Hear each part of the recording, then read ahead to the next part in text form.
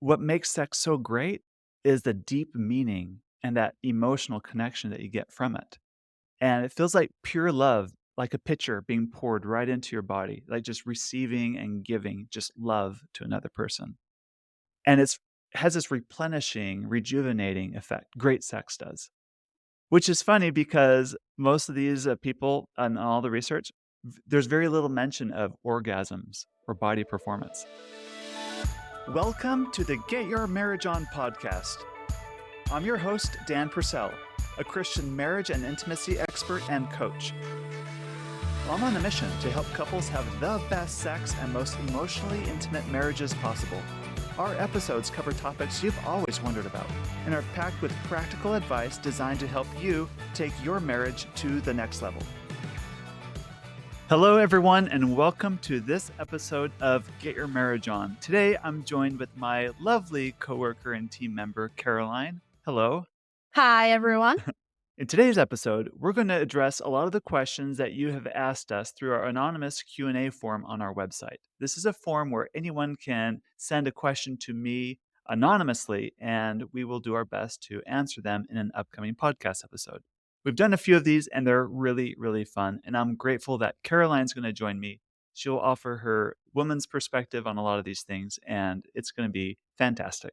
Before we get into the questions, let's remind our listeners that we have our couples retreat coming up in March of 2025. Now, Caroline, you're with us at our last retreat. Real quick, what was it like for you? It was amazing. I recommend it to anyone. It was amazing to connect with not just the coaches, but the other couples and really learn from everyone there. It was really something special. That's great. So, all the details are on our website, and we do a really deep dive into the intimacy of your marriage. And hurry because we only have room for up to 20 couples. So, you want to get your reservation down quickly. Another way you can work with me and my team is through the Get Your Marriage On program. This program is designed for couples who are in otherwise happy marriages, but wish things were better when it came to intimacy in their marriage. It involves a course, a community component, and coaching. You get to work with me and my team in private coaching and in group coaching to really move the needle in the positive direction in your relationship. All those details are also on our website, and over 100 couples have participated in this program and are seeing great results in their marriage. And lastly, in December, we have the Get It On-a-thon coming up, right? Oh, yeah. This is really fun. This is a fundraiser to help people who want to have a family but struggle with infertility. So our nickname for it is Get Frisky for Fertility. You'll definitely want to see those details in your inbox or in the Intimately Us app starting in December. So Caroline, what questions do we get to answer today? We have a lot of good ones. The first one comes from a husband who's struggling to connect emotionally with his wife. So he wants to learn how to do that without shutting down. And he asks, I grew up in a home where displays of emotion were distrusted and ridiculed, and I developed the necessary habit of protecting myself emotionally, but suppressing emotions like a Vulcan. However, this has made communication and marriage difficult for me. I know I'm safe with my wife, but I still find emotional intensity difficult to cope with. After we have sex, I feel an immense emotional drop off that leaves me feeling depressed and distant, sometimes for several days. The emotional vulnerability and intensity of sex seems to overwhelm me. This is difficult for my wife, who often feels rejected after. She is gracious and understanding, but I want to overcome this cycle, but I'm not sure how. Man, Ooh. that's tough. And I'm sorry for the kind of home he grew up in where displays of emotional vulnerability were taught that it's not safe to behave that way. And I love this question because a lot of men, generally speaking, struggle with learning how to connect emotionally. It's like the only emotions we're allowed to have are angry, joy, and horny, if that's an emotion, right? Like anything Mhm. outside of that is considered weak. And so he's probably taught it's not safe to show any emotion like fear or disgust or uncertainty. Like those are really powerful emotions that can guide our lives if we let them, but those aren't safe. So he's learned really how to shut them down and suppress them. But the thing about emotions, and research backs this up, is emotions are felt, they're like stored in our body. It's like body intelligence, not just in our mind. So when we don't fully process an emotion, it doesn't quite go away. It gets recorded in our body, and over time, it can stack up and it can manifest itself in unhealthy ways. Like in this situation, after a very emotionally intense situation, like with his wife, he needs to disconnect. He needs to create distance between him and his wife just to feel safe about himself. But it's a compound problem because distancing himself from his spouse makes it think like, I shouldn't be distancing myself from my wife. Why am I doing this? And then to add a layer of, maybe the guilt and shame he feels about that. So this problem just keeps perpetuating itself. It doesn't quite ever resolve if he keeps behaving in this way. Yeah, I agree. It seems like he's trying to avoid that emotional intensity, but by distancing from his wife, it kind of creates that emotional intensity that he's seeking to avoid. And then that cycle just keeps going, which is really challenging to navigate. Yeah. So the way out of this is I'm guessing you have enough awareness if you're gonna ask these questions, you have an inkling of what your next step is, but what to do is not gonna feel great, so you're looking for a shortcut, and my answer is there is no shortcut. It just is gonna take an incredible amount of courage for you to stay in that open, vulnerable state and not run away. It's gonna freak you out because everything inside you is gonna say, create distance, run away, this isn't safe. And you have to learn how to, as I say, calm the heck down, right? Learn how to take deep breaths or center yourself or whatever it is, whatever skill you can acquire here to really calm down the anxiety inside of you and stay present and open in that vulnerable state if you're gonna ever get out of this and break this habit.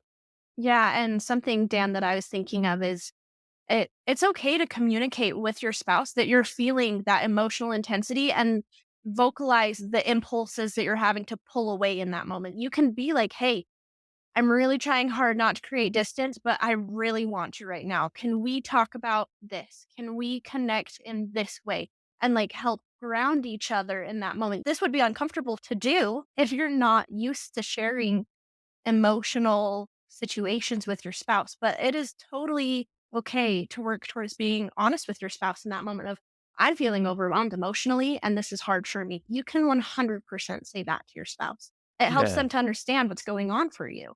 That's great. That's excellent. I love that. Hopefully that's helpful for him. We also do a deep dive into emotions, understanding our emotions, how to, especially for men, how to connect emotionally with their spouse, how not to run away from emotions that might scare us that we're experiencing. All that's in our Get Your Marriage On program. We go that in depth with step by step methods on how to learn how to connect more emotionally with our spouses. Are you ready for the next one, Dan? Yep. Okay.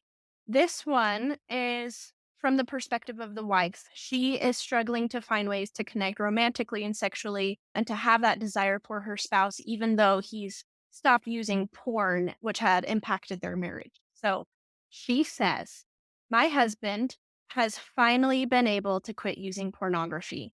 He's now totally in love with me and so much more engaged and excited about sex. The changes seem real to me, and I think he has a great chance of staying porn free. But I just don't have any romantic or sexual feelings for him anymore. I mostly just feel hurt because of his past. We're friends, and that's as close as I feel to him. What should I do to overcome this so I can be as in love with him as he is with me? I first want to congratulate the husband for overcoming, pornography. That's fantastic. But I'm curious as to what they did in their relationship to make this happen. And this is just I don't have information on this, so this is just based on maybe a gut feel. Maybe I'm reading between the lines. But what I see a lot of couples do when one person's using pornography, the other person goes into more of a control kind of a relationship where, for example, in this case, the wife might turn herself into his accountability buddy. It's like, "Did you choose me today? I'm gonna check your phone every other day." So they kinda set up this ritual where she becomes like the police or the cop, or in this case, the parent in the marriage. Instead of being lovers and equals, she's kind of taken on more of a parent role and he's taking more of a child role. And biologically, humans are programmed not to want to make love to children, right? We don't find that erotic. We wanna make love to a man or to a woman, or someone at least that we're equal with, not someone that depends on us like a dependent like that. So perhaps the relationship kind of morphed through the pornography struggle in where it was no longer a partnership as much, a romantic partnership anymore. It turned more into a functional marriage where one's trying to gain an upper hand over the other to control something that they didn't like in the marriage. Yeah, and thinking about that and that control, I feel like in situations that I've seen, it's usually because of maybe a lack of trust there. So you feel like because of that lack of trust, you have to check in. You have to kind of step into more control because you don't necessarily trust if your spouse can do it without you. And it's hard to build trust with each other after something challenging like this comes up. And that could maybe lead to some of the feelings she's having of not quite sure how to build that sexual intimacy and desire again. But I think maybe focusing on the trust first would then help to set the foundation for rebuilding that desire sexually. In addition to trust, there's this, the ghost of his past still lingers in the bedroom. She says, I mostly feel hurt because of his past. And that may take some time to heal and just acknowledge that and just give yourself a little grace through this process. And there might still be some unaddressed trauma that she will need to deal with regards to his pornography use and the hurt she felt, and to really take that head on and use sexuality in their marriage as a tool. Good sex is good for your brain. Good sex heals traumas. Good sex helps you in so many ways, and they're not all just physical reasons. They're spiritual and emotional reasons why good sex is good too. So, part of it could be learning how to start your marriage over. As Esther Perel says, and I love this quote, most adults will have 2 or 3 marriages in their lifetime, and the lucky ones have that marriage with the same person.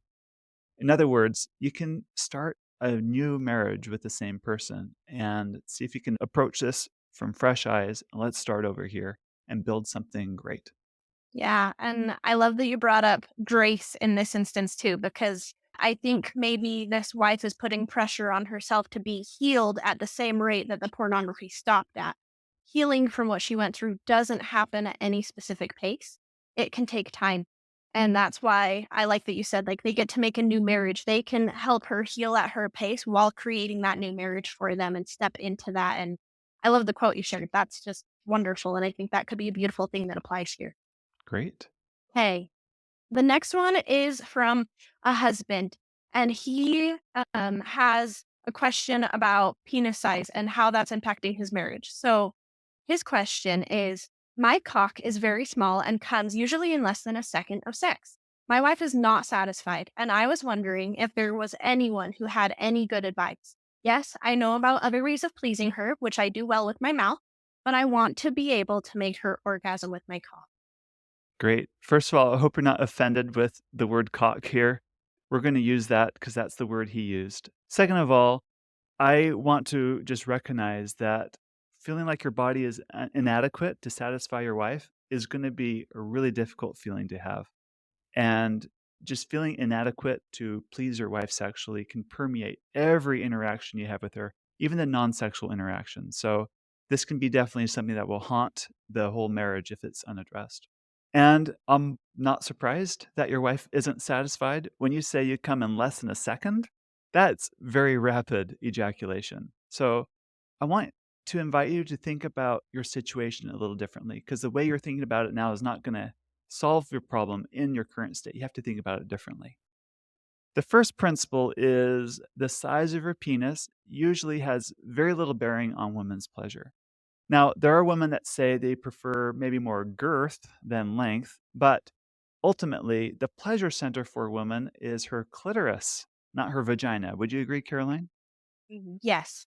Science, people, everything points to this. So, yes. I would suggest that his own insecurity about his own body, about his penis size, is contributing greatly to his rapid ejaculation and his inability to satisfy his wife. He's so caught up in, am I going to be good enough? Is this going to happen? That stress and anxiety is happening. Also, a third component is to recognize, how does he know his penis size is too small? Did his wife tell him? Is he comparing himself to porn? Where porn is such an exaggeration. I mean, I've heard the statistic, most male porn actors have a penis size of 8 inches or longer, yet that's less than 1% of the population. So it's Mhm. a very disproportionate size considering like the bell curve of, what's normal in the normal range. So, Yeah. uh, comparing yourself to something that's a very small percentage of the population, you're always gonna feel like you come up short and you don't measure up. And that's a horrible place to be in. That's a horrible frame to come from when you're trying to make love to your wife. However, the premature ejaculation does need to be dealt with because, Yeah. in under a second, as he says, is not going to create a satisfying, close bond that you usually want to have, most people want to have in that kind of Yes. a setting. So, Yeah, and there's it some impacts both of them. yeah, it does, it does. And so, rightly so, she's, wants her husband to address this. And I think he should take responsibility for it. Now, Yeah. and here's another way to frame this too. In general, I think women care twice as much about the size of a man's heart than the size of his penis, right? We make love with our hearts, not just with our bodies. And I think couples that report having the very best sex lives, like this is what the studies and the research show, what makes sex so great is the deep meaning and that emotional connection that you get from it. And it feels like pure love, like a pitcher being poured right into your body, like just receiving and giving just love to another person. And it's has this replenishing, rejuvenating effect. Great sex does. Which is funny because most of these people and all the research, there's very little mention of orgasms or body performance. Do you see how it's so much more about our emotion, the emotional connection, and the meaning attached to it? In fact, those that focus so much on performance as equating to good sex actually end up having unsatisfactory sex lives because they expect that it's performance, it's lasting longer, it's all these things alone that make for a good sex life. And they ignore the emotional part or the more spiritual, meaning connecting, meaning building aspects of it. Yeah. Sex is body, heart, and soul, not just body. It's all of those elements together, and that's what makes sex so connecting, is Yeah. it incorporates all of those parts of us. It helps us to be seen by our spouse, Mhm. emotionally and otherwise. And when you can really step into that sexual relationship fully emotionally naked, emotionally connecting, your woman wants to make love to a man, not a boy, right? She wants a king in bed that'll treat her like a queen. So stop focusing so much on your own inadequacies and start just relaxing and enjoying the moment and just focusing on her pleasure. And you'll probably find that as a side effect, your erection's lasting longer. Yeah. Great advice, Dan. I love it. Great. Are you ready to move on to the next one? Yep. Okay, this one's kind of similar. It's also from a husband who also has some struggles with premature ejaculation, and their wife is also feeling feelings of dissatisfaction. He says, please don't think that this is a fake question or that I'm bragging. It's very real for me, and I'm really struggling for 20 years now. Backstory: my wife is one of those women who exudes exotic sex appeal without even trying. We have a great relationship and are fiercely loyal to each other. I'm a lucky man. My PE is excitable. I've tried many methods, but often end up just closing my eyes during sex and trying to think of other things. That leaves me feeling disconnected from the emotional connection we could share. If I open my eyes and catch a glimpse of her intoxicating supermodel like body, I come within seconds, even with numbing spray, with pills, and with the start stop method. She only achieves orgasm if it's fast and hard, and I've only been able to do that for her a few times in 20 years. Fortunately, I've mastered pleasing her orally, but she wants it during vaginal sex, and she's getting more frustrated and unsatisfied as the years go on. We both really want to experience the close emotional connection of penetrative intercourse more regularly. Without it, sex just feels more manual. I'm feeling more and more desperate about it. I know you guys touched on the most common solutions, but do you have any ideas for my situation? This is a great question, and it ties into the previous question a little bit. What I'm seeing here is, again, some anticipatory stress that is inducing his premature ejaculation.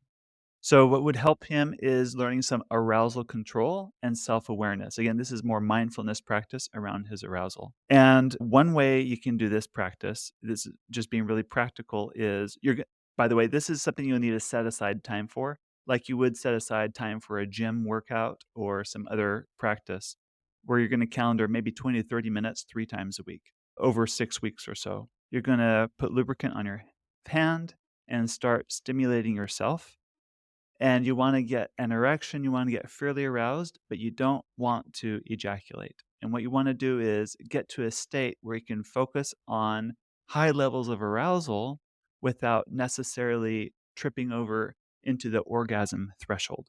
In other words, high arousal without orgasm. And it's a learning experience, like riding a bike. You have to get on the bike and learn how to pedal it and experience it, and your body will start to learn its own balance and rhythm. You'll start to get more in tune to your body's different arousal states. You'll learn how you breathe is going to increase or decrease your arousal. You're going to learn how moving your hips increases or decreases your arousal. You'll learn how squeezing certain muscles in your pelvic floor will increase or decrease your arousal in that moment. And with a combination blend of all these things that you can do in a highly aroused state, while keeping your arousal under control, so to speak, you'll figure out how to maintain more self control over your arousal, even in intercourse. Those skills transfer into when you have sex with your wife in this. So that's a practice that you can definitely try to see if you can be more mindful of your arousal in the moment. Yeah, it amazes me how much mindfulness impacts our sexual functioning and relationship with our spouse. And it could really benefit him here, it sounds like. Maybe just two more small thoughts before we move on to the next question. One, I don't know if you've tried this, but men have a refractory period. After ejaculating, there's a certain period of time in which we're unable to have another ejaculation, whether it's 15 minutes when you're like a teenager or 24 hours when you're in your 60s or 70s. There is a refractory period. But you can actually use it to your advantage. If you know that intercourse is going to happen, you can plan ahead, ejaculate earlier in the day, and then when you come together, you're going to be less able to rapidly ejaculate. So you're basically using your refractory period in your advantage to lasting longer in the sexual relationship. And the last tip I have is, remember, there's so much more to sex than just your body's functioning, as we've already discussed. I think I understand your wife would really like it fast and hard and for a long time. Part of it could be it's just something you're both gonna have to learn how to work around, and there may not be a great solution in that way, but don't overlook all of the hundreds of other ways you can have extremely satisfying, deeply connecting, emotionally filling experiences sexually also. And so, in other words, don't be so goal oriented that or so narrow that it has to be this one way for us to achieve what it is that we really want to achieve. The end goal, right? Sex is a means to an end. It's not the end in and of itself. The greater end being a stronger, closer bond in our marriage, for example, that rejuvenation, that replenishment that we talked about earlier. Okay, we have a good one for the next one, too. So, this one is from the perspective of the husband who has a wife who thinks that anything beyond missionary position is gross. And so he's asking for advice on how to navigate this challenge that they're facing. So he asks, how do I help my wife overcome her initial "that's gross" response when it comes to things in the bedroom? He's been working really hard to be more open to sexual intimacy at all, which I'm so grateful for, but she's still very uncomfortable with anything that isn't ultra standard, i.e., me on top, missionary. With anything else, she has this initial "ew, that's gross," or "why would you even want to do that" reaction. How do I help her overcome this so we can have a bit more fun in the bedroom? What do you got, Dan? This is a great question. I've got lots of thoughts on this. First is learn how to validate your own desires. Because you want something that your wife thinks is gross doesn't mean it's a bad idea per se. It could be that you just have a different perspective or different preference than your wife. and you can still like the things you like even though she doesn't like them. The second is pay attention to how much energy you're putting into trying to solve the problem by trying to control your wife. And it may not look like that on the surface. It might look like kindness and generosity, but sometimes when we see our spouse as a limiting factor in our marriage, so to speak, it it puts a lot of our energy into trying to control something that we don't have direct control over. We're trying to control an outcome in another person when it really is up to them to decide if they're going to like or dislike whatever sex act that it is or behavior that you're trying to propose you do. Yeah, I love that because it shows that we can't control our spouse. As much as we like to tell ourselves we can by doing XYZ, we can control the outcome they do by doing that. It's not true. No matter what we do, we can only control us. We can't control them. I So like what you just shared there. I think about an instance of a couple I coached where the husband really wanted to have oral sex with his wife. Giving or receiving, didn't matter. Just really thought that would be a beautiful way to set their marriage to like the next level. And she didn't want it. And no matter how hard he tried, how hard he convinced, she just wouldn't change her mind about it. And the amount of time and energy spent trying to change her mind or complain or pout or shame her for not wanting it, it was all just driving a deeper wedge between them. And it wasn't until she decided on her own that she will try to like it is when it made a difference. Like, you can't do it for your spouse. In this story, she had to decide, "I am going to try to learn to like it."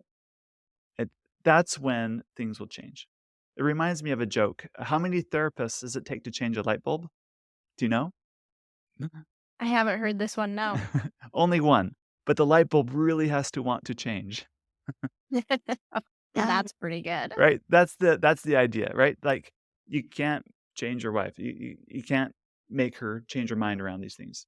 Now, let's talk about gross things real quick.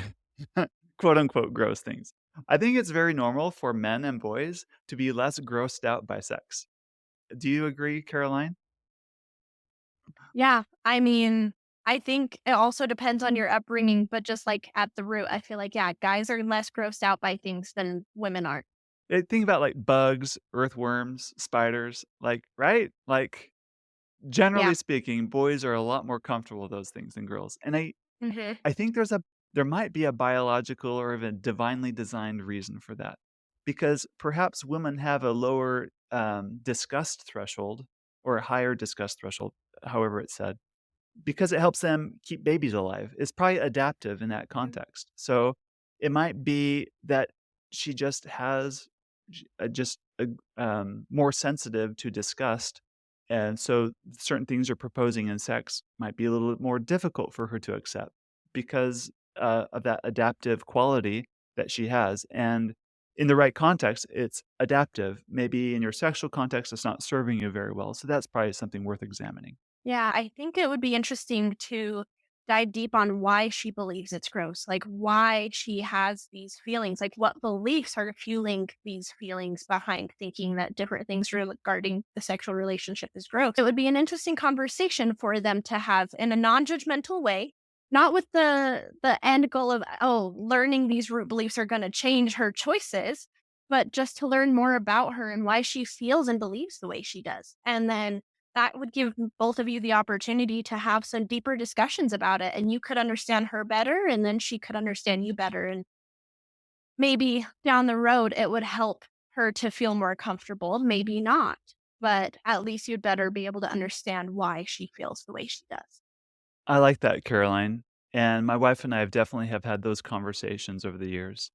And even in my own marriage, there were things that were an absolute no, like 10 years ago, 5 years ago, 3 years ago, or even 1 year ago that are now a possibility in our relationship. So I guess realize too that you may not be having all the gross fun you want to now, but over time, things can change. Things do change. Of course, there's no guarantees, but generally, as men and women mature, they become more self-secure, and then they don't let their past insecurities inhibit them so much in sexual things. So just give it some time might also be a solution. So a lot of patience and grace is gonna be needed for that.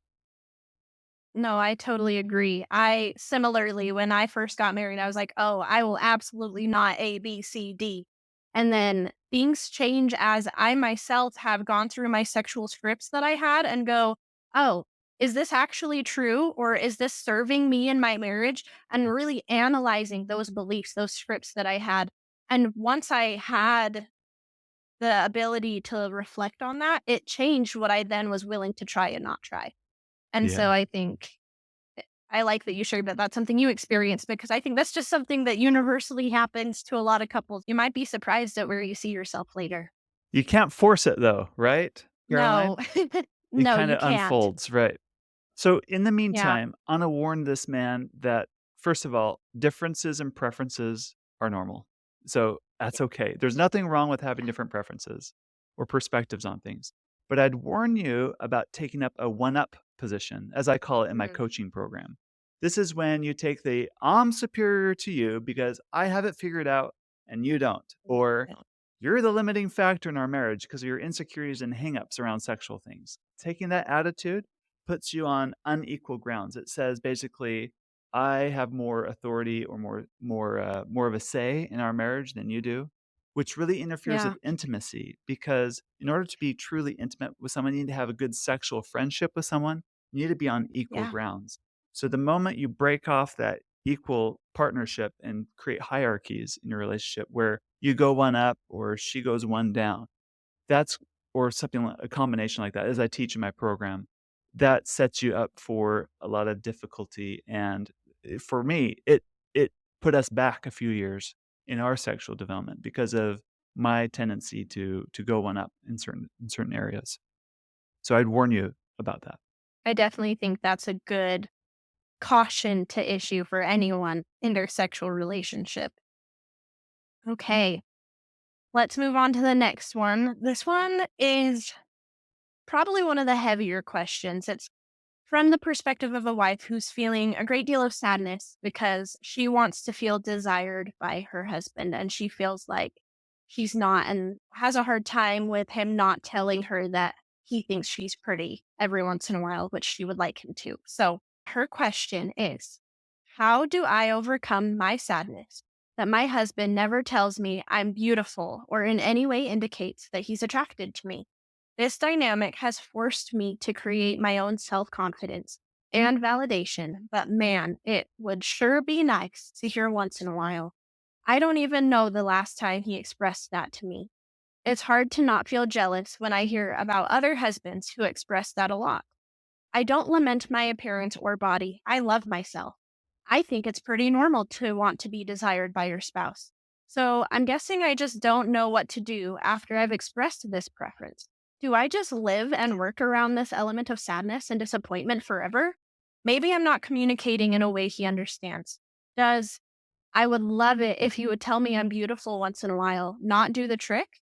I'm higher desire in all physical and emotional parts of our relationship, but work hard not to be anxiously attached. I'm just sad. What do you have, Dan? Oh, I was hoping you'd go first. It's a heavy one. I- I just it wanna say, is.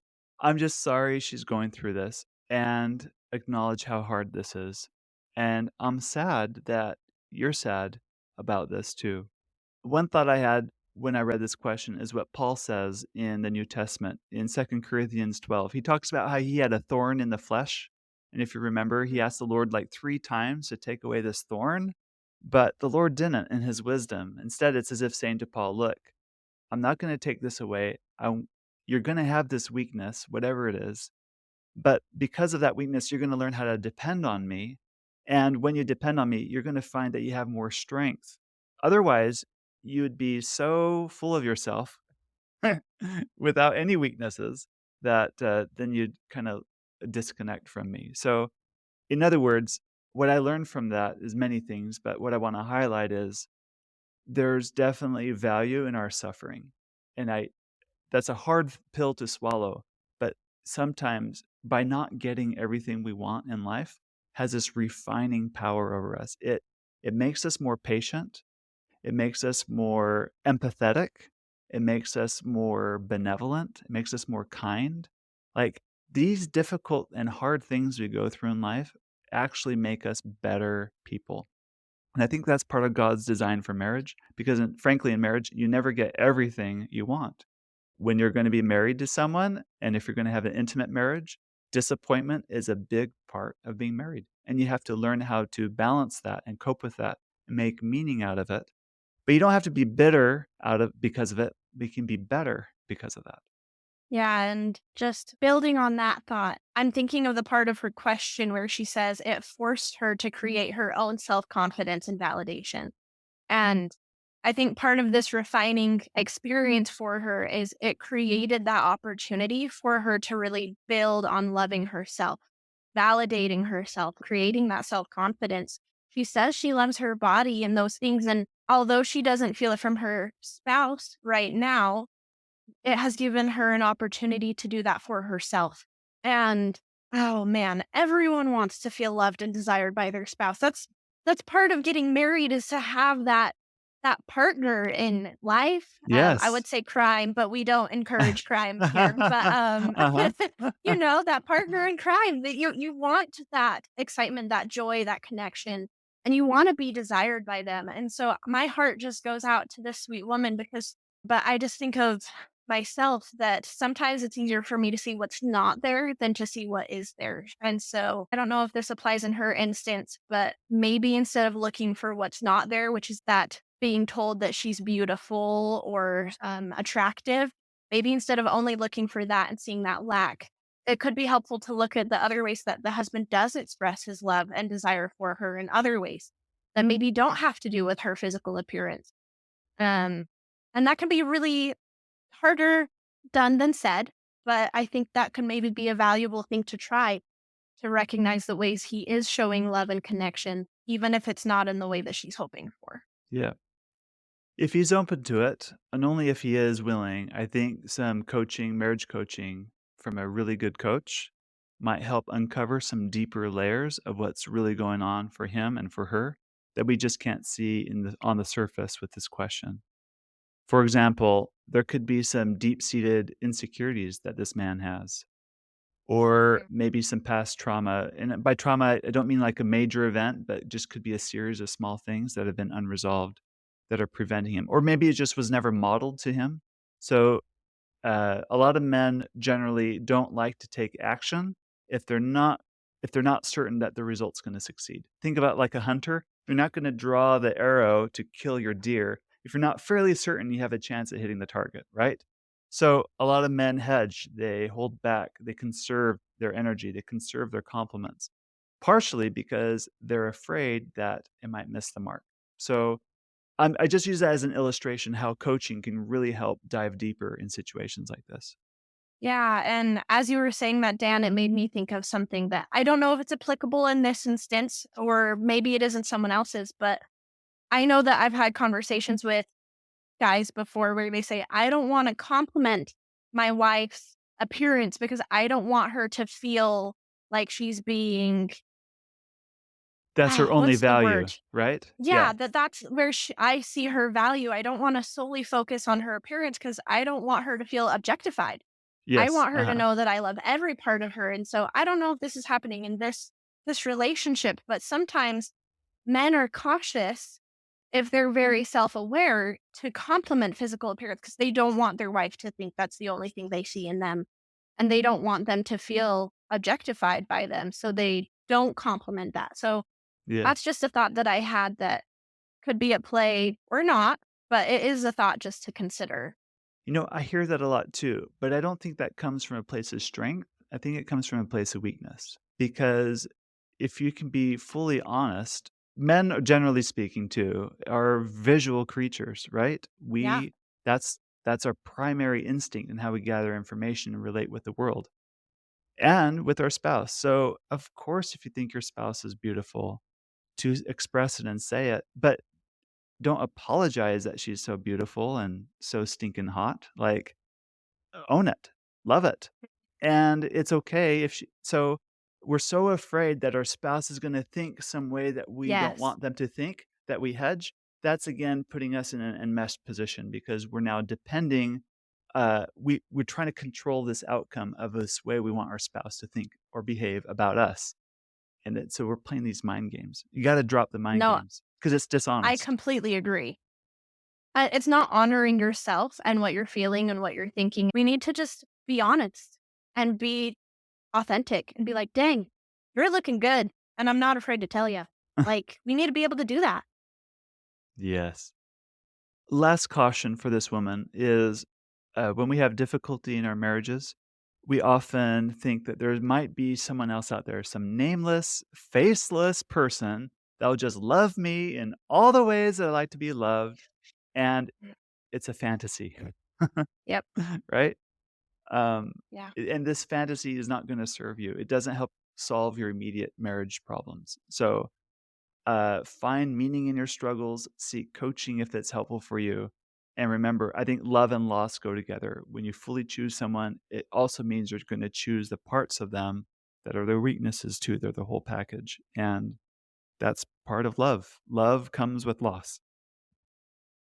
Yeah, it does. I think what you said about like coaching could be really beneficial because it could help them learn to communicate and especially her of, hey, I feel really hurt or undesired when you don't tell me that you find me beautiful at least once in a while. And it's really creating a wedge between us because I want to feel desired. Being able to communicate those deeper feelings could be really beneficial for both of them. So that's I love that you brought up coaching because it could really help both of them learn to communicate those things in this case. Great. Thank you for listening to this episode. Please share it, along with our apps Intimately Us and Just Between Us, with your married friends. I promise they will thank you for life. If you want a more meaningful sexual and intimate connection in your marriage, I invite you to check out my Get Your Marriage On program. Over 100 couples have said this program packs tremendous value and has helped their intimacy grow to the next level. Now, go get your marriage on.